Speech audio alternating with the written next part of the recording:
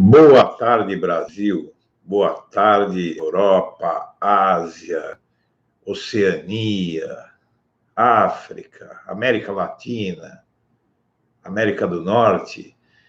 Esse blog e a tecnologia tornam o mundo pequeno. Quem sabe daqui a alguns anos tem alguém numa colônia lunar aí assistindo às nossas lives. A minha provavelmente não, mas quem sabe de outra, né? Mas até lá, espero que a humanidade tenha resolvido, pessoal, problemas como esses que a gente vê no Brasil, porque tudo que está acontecendo, toda essa crise política, toda essa luta, todo esse ódio, tudo isso é uma luta dos que têm privilégios, que não querem ceder um pouquinho desses privilégios para quem não tem nada. Essa é a grande verdade, eu acho que é isso que faz desse mundo e do nosso país em especial um lugar onde a luta é muito importante, muito digna, e a luta pela justiça social no Brasil, que quem trava é a esquerda, eu acho que dignifica todos nós. É melhor do que você ir em 1000 igrejas. Não adianta o sujeito ficar indo na igreja, gritar, orar, se ajoelhar e ficar exaltando o nome de Deus e sair de lá e ficar defendendo violência policial, ficar defendendo políticas públicas que tiram do pobre para dar para o rico, não é verdade? Mas hoje eu quero conversar com você sobre uma coisa boa que aconteceu para o nosso país.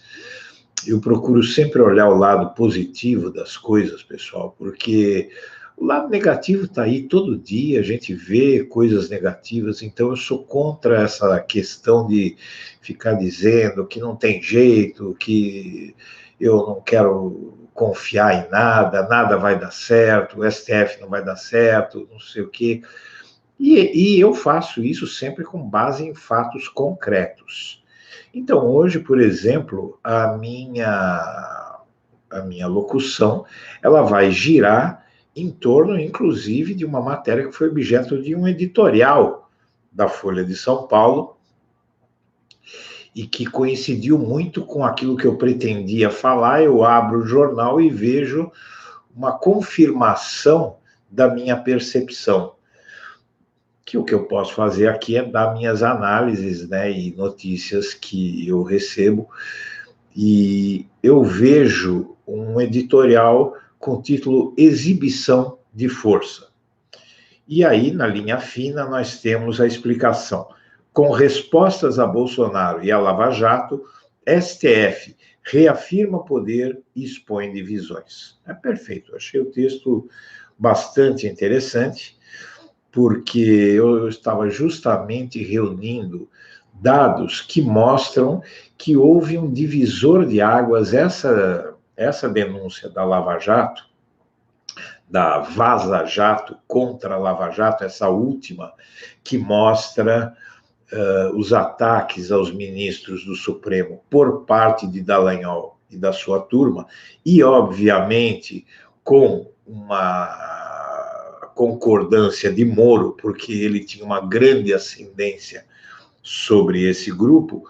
Isso criou uma situação nova em todo esse caso, e apesar de ontem, na Globo, ontem à noite, a emissora ter escalado o seu ministro no STF, porque a Globo tem o seu ministro no STF, né? O Gilmar Mendes é um ministro, sempre foi um ministro mais alinhado com o PSDB. O Lewandowski sempre foi um ministro mais alinhado com o PT. E a Globo, eu acho que deve ser a única empresa brasileira que tem um ministro seu, que atua sob as ordens da Globo, que é o Luiz Roberto Barroso, que foi advogado da Globo, sobre quem eu vou falar um pouquinho mais. Mas eu quero ler um pouco esse editorial para explicar, porque ele explica do que se trata e depois eu quero dar elementos para corroborar isso. Então, diz o editorial: encerrado o recesso de julho, os ministros do Supremo Tribunal Federal aproveitaram a volta ao trabalho para fazer uma esmagadora demonstração de seu poder. Em sua primeira sessão plenária, nesta quinta-feira, deram um duro recado ao governo Jair Bolsonaro em meio a uma discussão sobre tentativa de mudança da competência para a demarcação de terras indígenas. Coube ao decano do tribunal, ministro Celso de Mello, transmitir a mensagem acusando o presidente da República de transgredir o princípio da separação dos poderes ao reeditar uma medida que já fora rejeitada pelo Congresso. Em outro movimento, o ministro Alexandre de Moraes mandou suspender investigações da Receita Federal que atingiram mais de uma centena de contribuintes, inclusive 2 integrantes do Supremo. O ministro também ordenou o afastamento de 2 auditores fiscais acusados de violar o sigilo dos investigados e cometer outras infrações de caráter administrativo. No fim da tarde, o ministro Luiz Fux mandou a Polícia Federal preservar as provas obtidas nas investigações sobre os hackers e telefones celulares de autoridades, desautorizando Moro, que queria destruir as provas.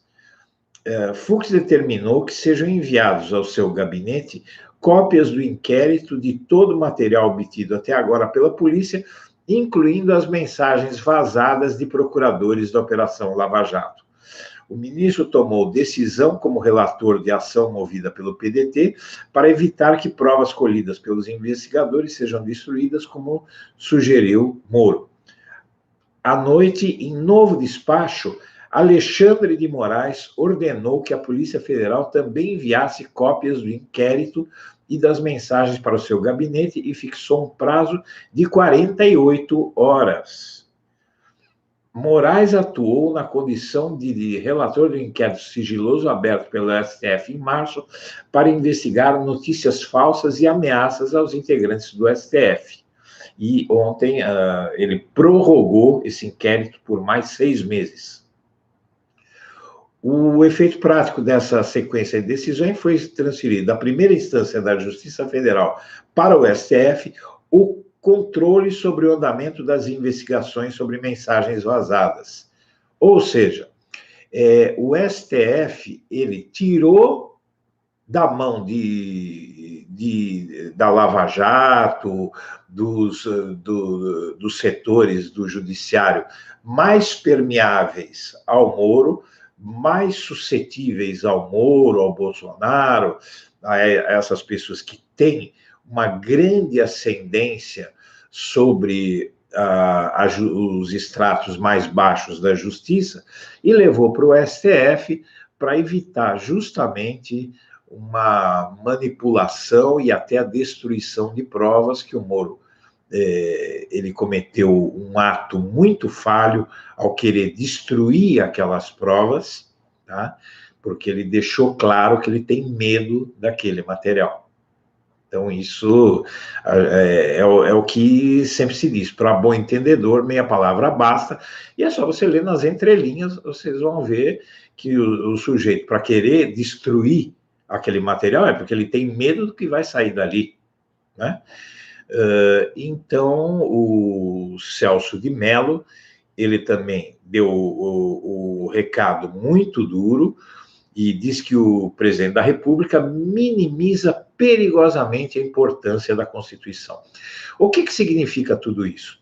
Alexandre de Moraes e Luiz Fux, eles são ministros do STF que todos sabem que havia uma grande dúvida sobre o comportamento deles em relação a toda essa situação, porque o Alexandre de Moraes, ele foi indicado pelo PSDB, né? Ele foi indicado pelo Temer, mas ele era, na verdade, o ministro do PSDB, ele era uma figura, um expoente dos governos do PSDB de São Paulo.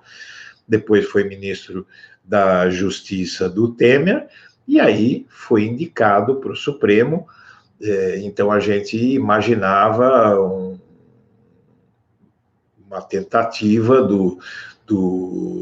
da direita, centro-direita, de aparelhar o Supremo, e totalmente antipetista.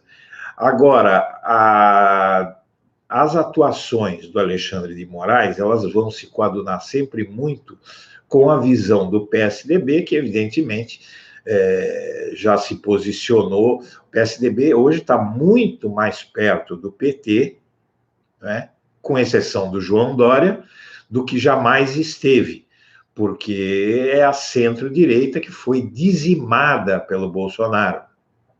Então, o Geraldo Alckmin chegou ao fim da eleição de 2018 com 3% dos votos, uma votação ridícula, né? O PSDB encolheu, foi triturado pela extrema-direita, porque o PSDB, em 2010, com José Serra, ele viu que ele tinha perdido a centro-esquerda e fez o quê? Lançou mão da extrema-direita. O Serra se uniu a esses pastores evangélicos, se uniu a essa turma que é a volta da ditadura militar, que é o que restava para o PSDB, porque a centro-esquerda estava toda no barco do PT.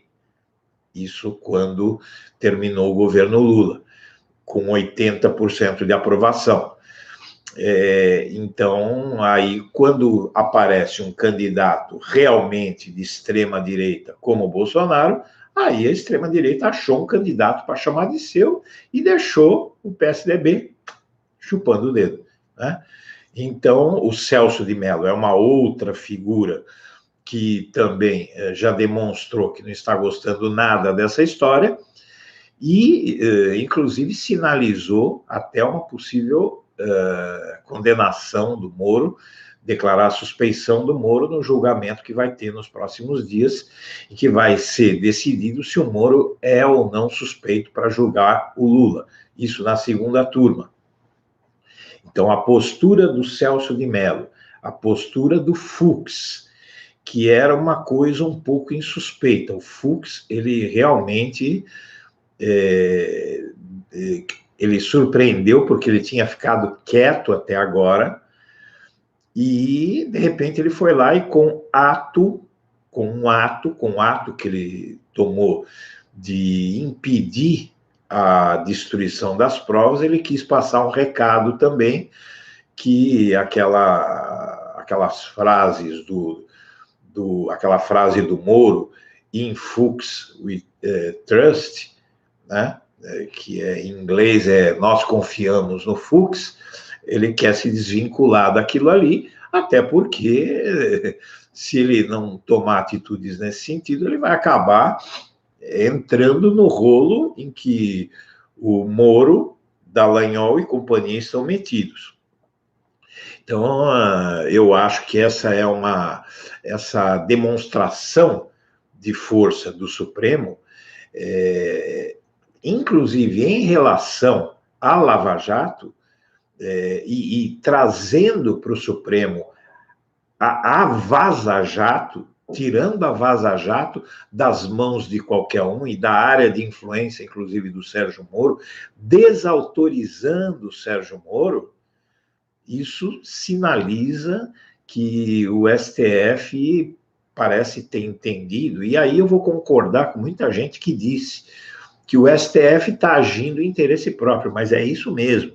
Só que o STF ele pega e enxerga o seguinte: isso está indo longe demais, né? Então a gente precisa botar um freio nesses caras, porque eles estão investigando o ministro do Supremo.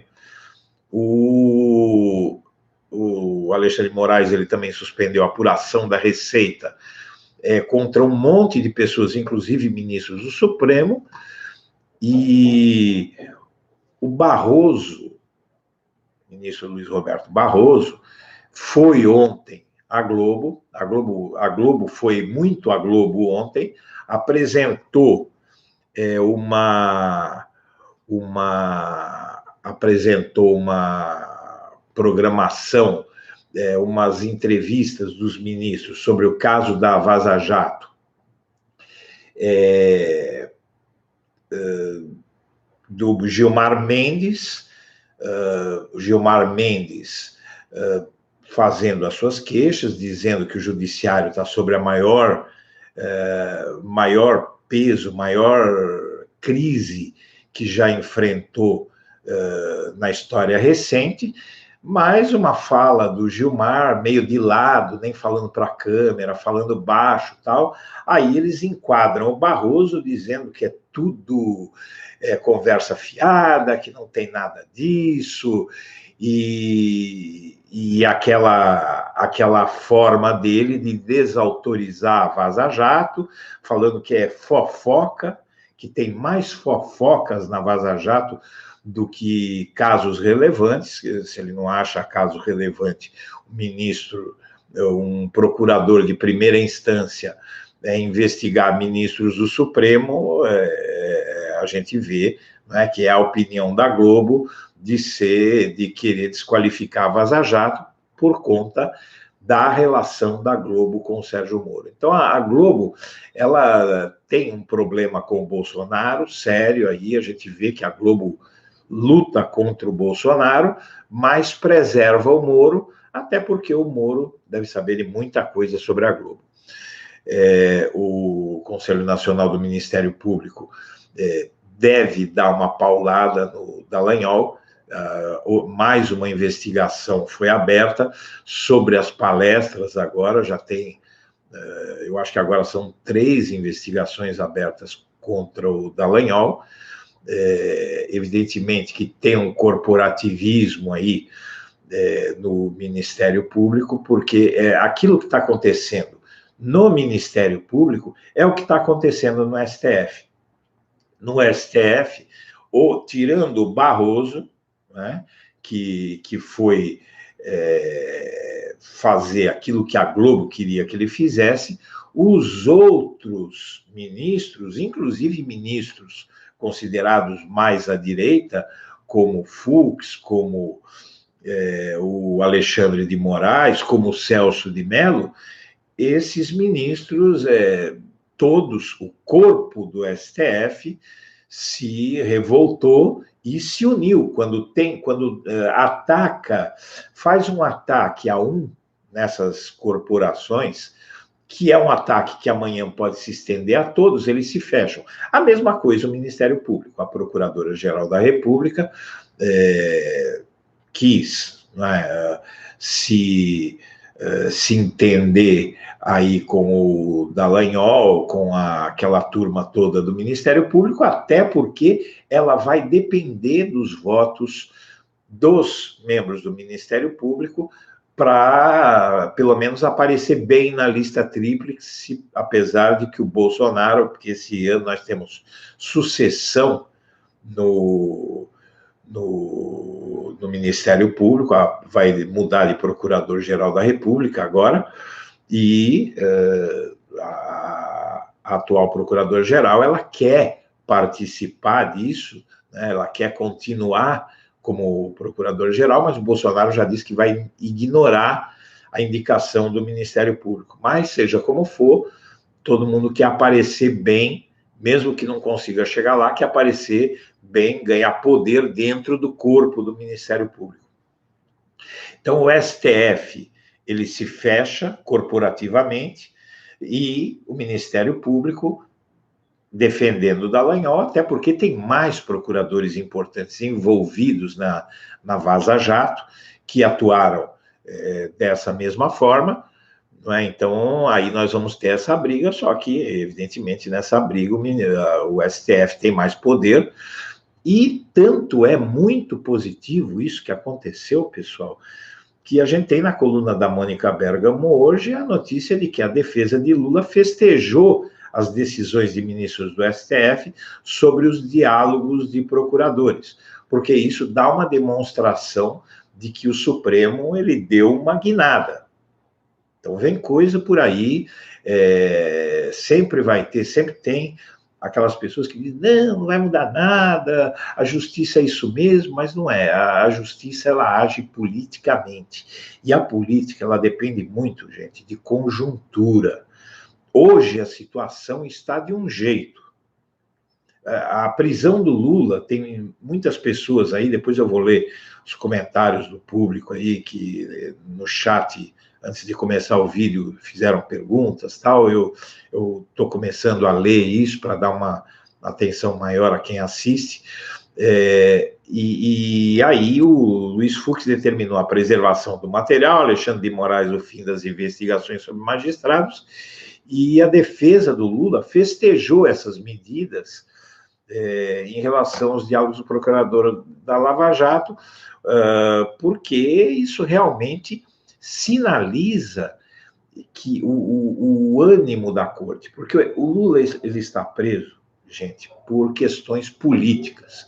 O Lula ele foi preso e segue preso todo esse tempo por conta da situação política do país, que foi desfavorável a ele, que elegeu o Bolsonaro. Então a direita estava em alta. Então, como esses ministros do Supremo, eles são muito afetados pela política, até porque eles ocupam cargos políticos. Os ministros do Supremo, eles são indicados por presidentes, e eles têm um grande interesse na política. O Lula segue preso porque a política ficou desfavorável ao PT. Agora, havendo uma mudança na política do país, a prisão do Lula ela desaparece assim. E houve uma mudança no maior e mais importante tribunal do país, que é o STF, uma mudança política, uma mudança de ânimo. Esses ministros estão vendo que a Lava Jato, que o Sérgio Moro, que o Dallagnol foram longe demais. Então, eu volto a dizer o que eu disse ontem, não vamos nos esquecer que a última vez que fizeram um ataque grave ao Supremo, ao ministro Dias Toffoli, que é o presidente do Supremo, a reação dele qual foi? A reação dele foi nada mais, nada menos do que liberar as entrevistas do Lula. Então, o Lula é aquela espada que está sobre a cabeça da direita, da extrema-direita. E o STF, se ele não impuser respeito, se ele não tomar decisões a partir de agora que contrariem essa horda que se aglutinou em torno do Bolsonaro, o STF, ele está vendo que ele vai perder poder e quem está lá dentro vai ficar exposto aos ataques.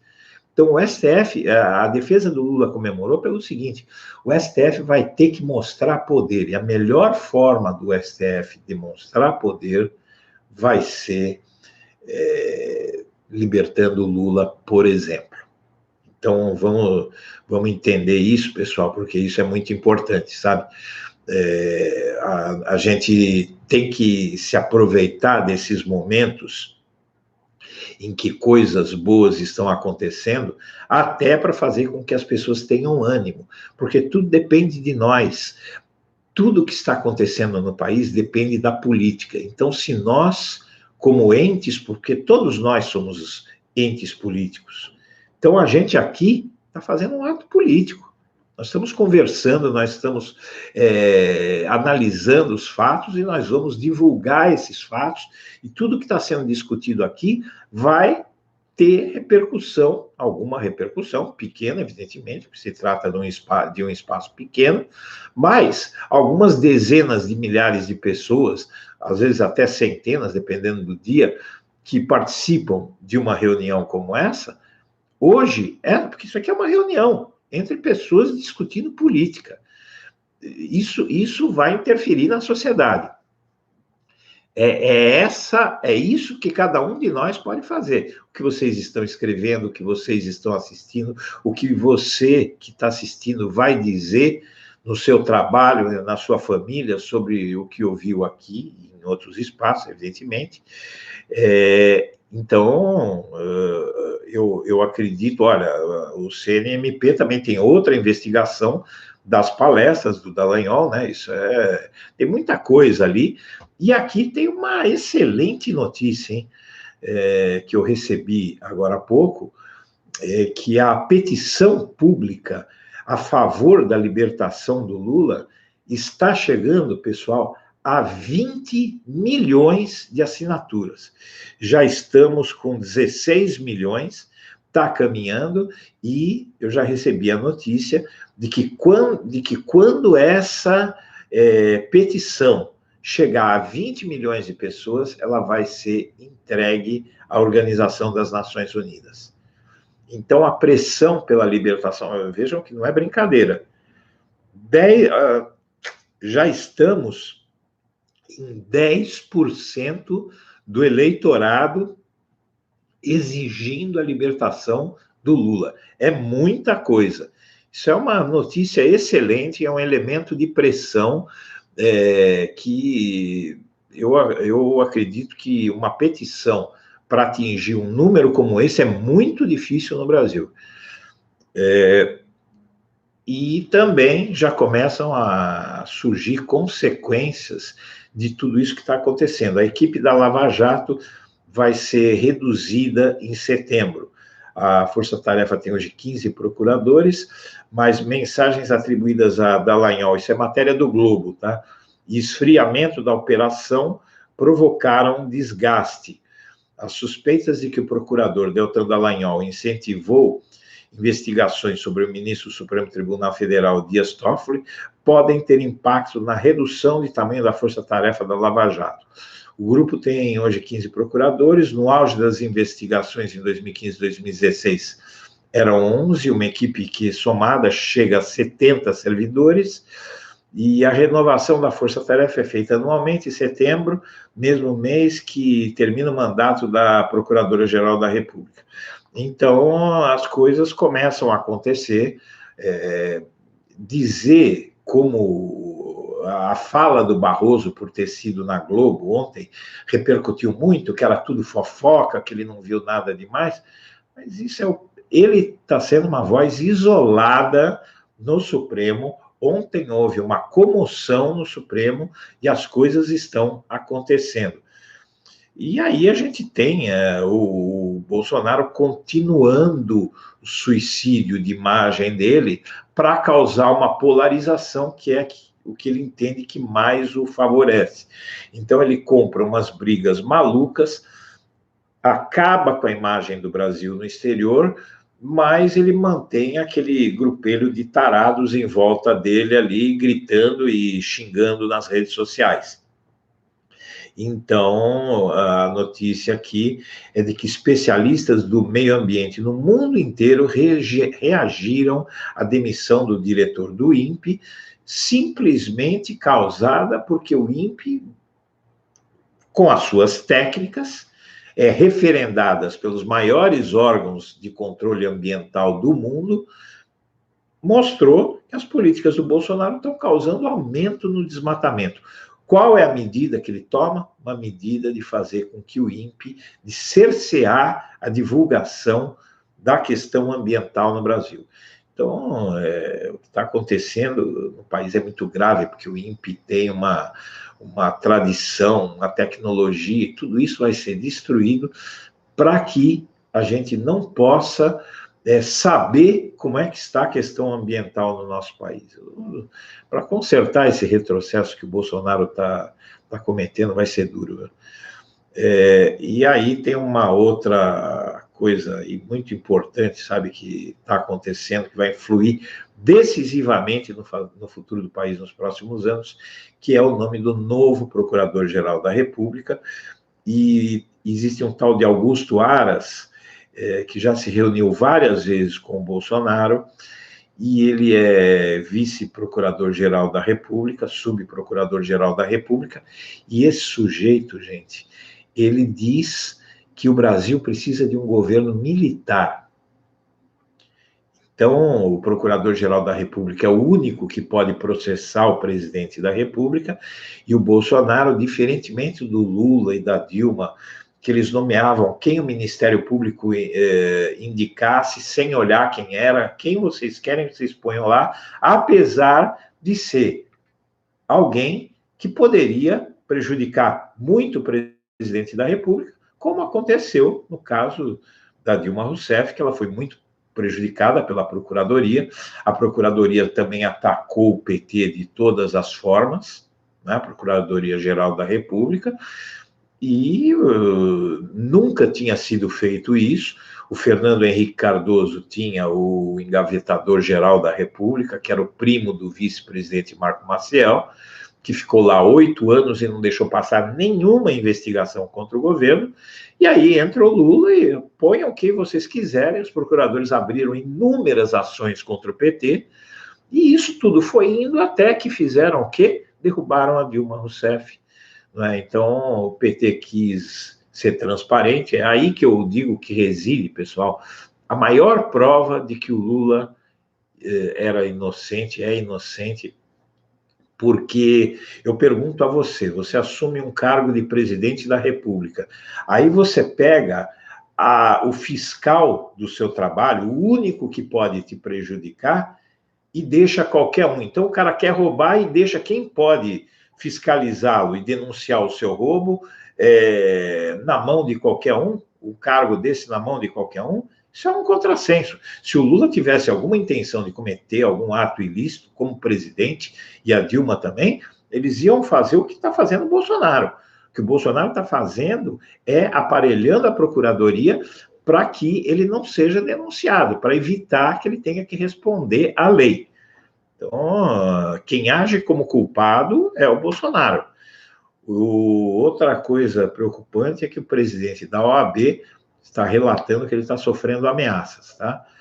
E mesmo assim ele diz que promete ir até o fim, mas é sintomático do país que a gente vive hoje, que qualquer pessoa que discorde do Bolsonaro começa a sofrer ações criminosas de gente alinhada com o Bolsonaro e que provavelmente agem sob as ordens dele para ameaçar e intimidar quem discorda deles, né? Então, aí a gente está realmente entrando numa fase no Brasil que as pessoas vão ter que começar a se defender. E o ataque de Bolsonaro ao pai do presidente da OAB é uma coisa incrível, porque tem um colunista aqui da revista Época dizendo uma coisa muito interessante, que esse ataque uniu o João Dória e o Flávio Dino, para a gente ver o Bolsonaro, ele está conseguindo, com a ignorância dele, com os absurdos que ele pratica, ele está conseguindo o milagre de unir a direita e a esquerda, né, aproximar e colocar todos contra si. Eu ainda digo que, apesar, ele andou se reunindo escondido com aquele sujeito dono da Riachuelo, o tal do Flávio Rocha, que queria ser candidato, com o carequinha lá da Havan, e mais um ou dois empresários ricos. Mas o Bolsonaro, ele acha que pode tudo dessa forma, mas no momento em que a popularidade dele baixar de um determinado patamar, gente, aí ele vai começar a ser traído no Congresso. Não vai ter, olha, não vai ter dinheiro, não vai ter nada que ele faça. Se a popularidade dele cair demais, ele vai virar um fantoche como o Temer virou. O Temer não caiu, mas ele virou um fantoche. A Dilma também, vamos dizer, ela virou ela foi anulada, porque sem o Congresso ninguém governa, e o Congresso vai começar a desfazer, conforme a popularidade do Bolsonaro cair, o Congresso vai começar a desfazer tudo que ele fizer. E ele vai ficar de mãos atadas ali. E um presidente de mãos atadas vai terminar como terminou o Michel Temer, com uma avaliação de 6, 7%, a mais baixa da história, e o Bolsonaro tem tudo para superar o Temer. e não vai demorar muito. A cada dia que passa, está piorando mais. É claro que vai ter, ele talvez não chegue tão baixo quanto o Temer, porque ele tem aquele núcleo duro de extremistas de direita que vão ficar sem alternativa se não for o Bolsonaro. Porém, esse contingente é muito pequeno, esse contingente real dos extremistas de direita, esses que querem ditadura militar, tal, esse pessoal aí não passa de 10, 15% aí da população, e não é suficiente para dar alguma força para o Bolsonaro governar.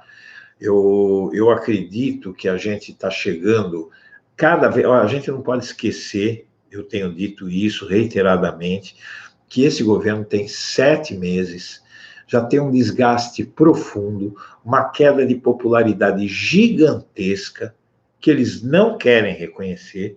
Você, em qualquer fórum que você for por aí, você vai ver os bolsominions dizendo que não,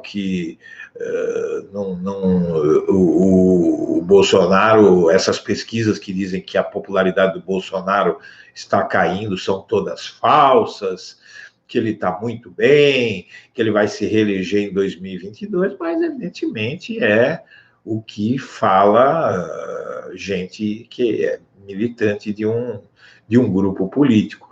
Mas os dados científicos, eles mostram outra coisa. E aí espalham a mentira de que todo mundo disse que ele ia perder a eleição, tal, os institutos de pesquisa, isso não é verdade. Na reta final, quando ele deu uma disparada na reta final, e todas as pesquisas mostraram que ele estava reagindo. E isso é num momento de polarização de uma campanha eleitoral, onde as mudanças do eleitorado são muito bruscas, né? Aquele negócio da facada lá levou muita gente a acreditar na versão do Bolsonaro, de que era o PT que queria esfaqueá-lo, tal, e isso ajudou ele a vencer a eleição. Aliás, sem a facada, o Bolsonaro talvez nem tivesse sido eleito. Eu acho que não teria sido eleito. Mas a facada, ela passou. Eu não sou dos que acham que foi ele que mandou esfaquearem a ele mesmo. Também não acho que foi o PT, foi um sujeito com problemas mentais que fez aquilo e ele teve sorte. Bolsonaro teve sorte. Teve sorte por quê? Vamos dizer, poxa, mas levou uma facada, teve sorte? Teve sorte, porque a facada podia tê-lo matado, não matou, e ainda fez com que ele vencesse a eleição, né? Então, agora isso acabou. O STF, inclusive, já sinalizou que vai conter os excessos do Bolsonaro. Outro caso que deve chegar ao STF é essa demissão do presidente do INPE, né? O presidente do INPE demitido para não relatar, para que o INPE não denuncie o desmatamento. Isso com certeza vai cair no Supremo. Tem muitas outras coisas que o Bolsonaro está fazendo que vão cair no Supremo. O Supremo vai colocar o pé na porta, as coisas mais absurdas que ele faz, tá? Isso aí tudo vai cair. A questão da redução do combate à tortura, da redução do combate ao trabalho escravo, tudo isso vai ser revisto pelo STF. Ele está tomando as medidas, vai causar um problema, tal, mas o STF ele vai assumir nos próximos anos uma condição muito importante, um papel muito importante na República. E o Bolsonaro vai tentar aparelhar, mas, por exemplo, o Celso de Mello, que é um sujeito que está querendo já se afastar do STF há muito tempo para criar uma vaga, ele vai ter que se afastar, ele vai criar uma vaga por causa da idade, porque chega uma idade que o sujeito é obrigado a sair. Mas o Bolsonaro não vai ter tantas indicações assim para mudar tanto o perfil do STF.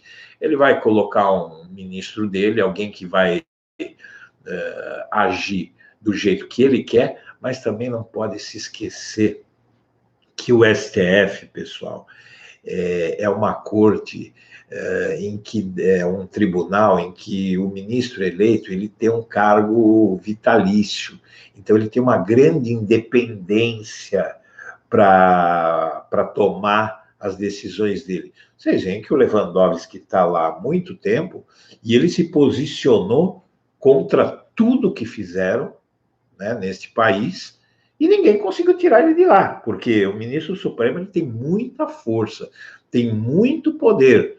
Então, o Bolsonaro coloca alguém lá para conestar as barbaridades dele, mas o sujeito vai sofrer pressão, ele vai ser enquadrado, ele vai ver que ali ele vai ficar isolado. Então, o sujeito, quando se torna ministro Supremo, ele muitas vezes muda até de comportamento. Por exemplo, o Toffoli foi para a direita.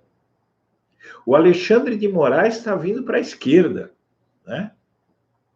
Ele tomou uma medida, o carequinha lá, o Alexandre de Moraes, ele tem agido nos julgamentos de uma forma que não se esperava, né? Então, o que a gente tem lá realmente de ministros dispostos a fazer qualquer coisa para agradar, principalmente a mídia, é a Carmen Lúcia, o Edson Fachin, né? O Fux está nessa até prova em contrário, mas a decisão dele foi muito forte, então ele parece que está querendo se divorciar dessa relação aí. Fachin, ele andou dando umas declarações, mas ainda não se viu decisão dele. Agora, eu acredito que nesse julgamento da suspeição do Moro pode haver surpresa, sim, porque o STF está precisando urgentemente dar uma demonstração grande de força de que não tem medo de decidir. Se o STF se acovardar de novo com a questão do Lula, o STF vai virar chacota para os fascistas, e ele já sabe que os fascistas são fascistas, então a possibilidade do Lula subiu, essa comemoração da defesa do Lula, da postura dos ministros do Supremo, é porque isso significa que a melhor forma de o STF demonstrar a sua independência vai ser libertando o Lula. Então, eu continuo dizendo que muita gente pode se surpreender. O fato de alguma coisa demorar para acontecer não significa de maneira nenhuma que ela não vai acontecer nunca. Tudo depende da política. Se a conjuntura política for favorável, esses ministros do Supremo não vão pensar duas vezes. E eles já demonstraram, como disse o editorial da Folha, como vêm os advogados do Lula, eles já demonstraram que alguma coisa está mudando ali. Vamos aguardar. Eu quero concluir aí agradecendo a atenção de todo mundo. Já estamos dando aí 12h43, pedindo a você que se acompanha o canal ainda não se inscreveu, se inscreva no canal, compartilhe o nosso vídeo e, se você puder, torne-se membro do canal. Algumas pessoas já se tornaram membro aí, que aí você ajuda a gente a fazer esse trabalho. Pessoal, eu quero que a feijoada lhe seja leve e que o sábado seja prazeroso para todos. Eu vou cuidar do meu agora, que eu estou trabalhando desde as 6 da manhã hoje, e resfriado ainda. Pessoal, um grande abraço para todo mundo, viu?